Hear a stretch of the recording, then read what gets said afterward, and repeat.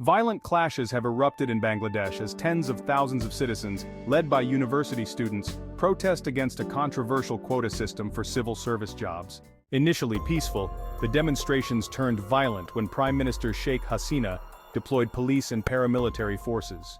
The crackdown ignited broader public anger, resulting in deadly confrontations between protesters, pro-government supporters, and authorities. Dozens, mainly students, have been killed and hundreds injured. Protesters and local media suggest the actual death toll is higher. The students are challenging a quota system that benefits certain groups, including families of those who fought for independence from Pakistan.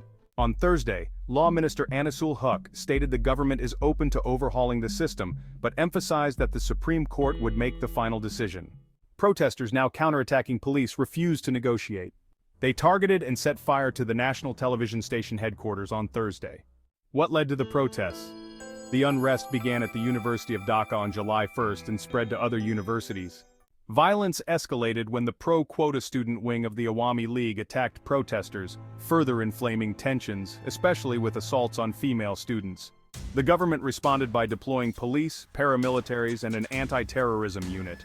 They locked down educational institutions and even slowed internet connectivity to hinder protest organization. Despite the use of rubber bullets, sound grenades, and tear gas, protests continue. Why are students protesting? The protests center around government jobs and the quota system, which reserves more than half of these positions for various groups, reinstated by the Supreme Court. Students argue the system is unfair and advocate for merit-based appointments. The World Bank reports that job creation in Bangladesh has slowed, disproportionately affecting young workers, making stable public sector jobs highly coveted. The history and controversy of quotas. The quota system was introduced in 1972 by Sheikh Mujibur Rahman to support descendants of those who fought for independence.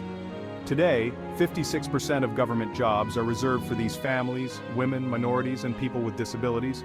While students call for the removal of quotas for women and certain districts, they support reserving jobs for disabled people and minorities. Past abolishment and current reinstatement. In 2018, following protests, Prime Minister Hasina abolished the quota system.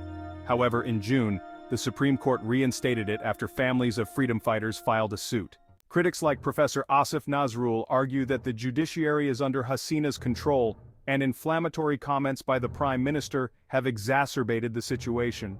Due to ongoing protests, the Supreme Court paused the reinstatement of quotas for 4 weeks on July 10th.